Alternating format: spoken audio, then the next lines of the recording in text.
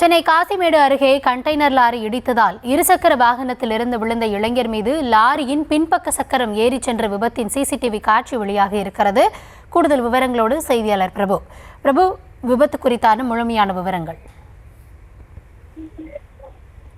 கௌதமி வணக்கம். இருசக்கர வாகனத்தில் நண்பரோடு பயணம் செய்து கொண்டிருந்த இளைஞர் தவறி கீழே விழுந்த பொழுது கண்டெய்னர் லாரி அவர் மீது ஏறி இறங்கியதில் அந்த இளைஞர் சம்பவ இடத்திலேயே உயிரிழந்திருக்கிறார். இது தொடர்பான பதைபதைக்க வைக்கக்கூடிய அந்த சிசிடிவி காட்சி வெளியாகி இருக்கிறது. அதாவது சென்னை அடுத்த விச்சூர் பகுதியை சேர்ந்தவர் 22 வயதான எழிலரசன்.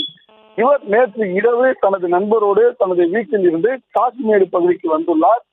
மீன்பிடி துறைமுக விரைவு சாலை பகுதிக்கு எழிலரசன் மற்றும் அவரது நண்பர் சென்று கொண்டிருந்த பொழுது காசிமேடு மீன்பிடி துறைமுகத்திற்கு செல்லக்கூடிய இடத்திற்கு தங்களுடைய இருசக்கர வாகனத்திலிருந்து சிறிய வழியில் எழிலரசன் திரும்பி இருக்கிறார். அப்போது பின்னால் இருந்து வந்து கொண்டிருந்த கண்டெய்னர் லாரி ஒன்று இந்த எழிலரசன் இருசக்கர வாகனத்தின் மீது மோதி இருக்கிறது. இதில் தடுமாறிய எழிலரசன் கீழே விழுந்திருக்கிறார். அவர் மீது அந்த கண்டெய்னர் லாரியின் பின்பக்க டயரானது தலையில் ஏறி இறங்கி இருக்கிறது.